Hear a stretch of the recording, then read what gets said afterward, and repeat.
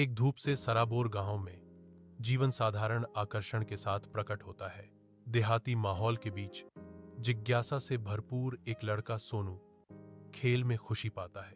उसकी हंसी गांव में गूंजती है, जो युवा उत्साह का प्रमाण है। हर कोने में एक रोमांच है, हर पल उत्साही सोनू के लिए खोज है। घने जंगल के बीच में सोनू प्रवेश करता है। सूरज की रोशनी घनी चंदवा से छन कर आती है। हर कदम मापा और सतर्क। नम हवा भारी है, अदृश्य कीड़ों की गूंज और पैरों के नीचे पत्तियों की सरसराहट से भरी हुई है। धुंधले रंग का एक छींटा उसकी नजर को आकर्षित करता है। एक पुरानी टोपी जो आधी धरती में समा गई है, झाड़ियों में पड़ी है। वह घुटने टेकता है, उसकी उंगलियां मिट्टी को झाड़ती हैं।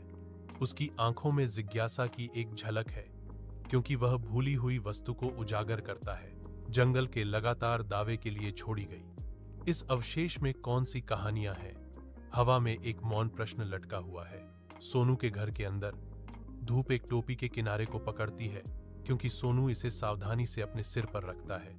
तोता चमकती आंखों से देखता है, सिर झुका हुआ, कुछ असाधारण होने का आभास करता है। टोटो की आवाज शांति को भेदती है, एक पंखदार विस्मयादिबोधक चिन्ह। सोनू, यह कोई साधारण टोपी नहीं है, यह एक जादुई टोपी है।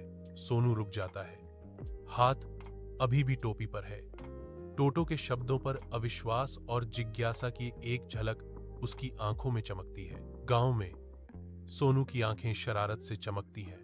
एक चौड़ी मुस्कान धूप में टोपी के नीचे उसके चेहरे को रोशन करती है। ठीक है, तो बारिश करो, सोनू ने शरारती ढंग से चुनौती दी। उसके शब्द शांत हवा में लटके हुए थे, मानो उसके शब्दों से बुलाया गया हो। बारिश की पहली बूंदें गिरने लगती हैं। बड़ी भारी बारिश की बूंदें धूल भरी जमीन पर गिरती हैं, जो कुछ ही क्षण पहले की धूप वाली आसमान के विपरीत है। गांव बदल जाता है, क्योंकि बारिश तेज होती है, धूल धुल जाती है और धरती भीग जाती है।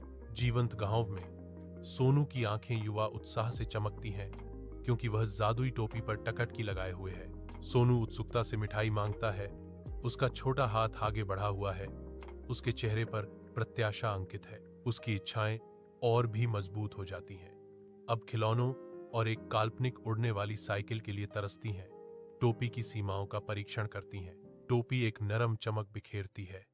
इसका जादुई सार सोनू के बढ़ते लालच का जवाब दे रहा है। एक सख्त चेतावनी गूंजती है।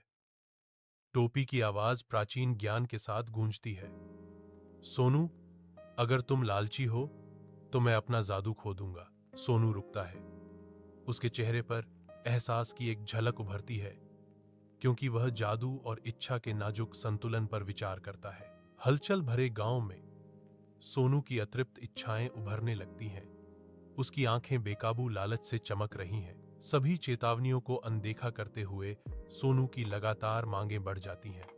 प्रत्येक अनुरोध पिछले से अधिक जोर से गूंजता है।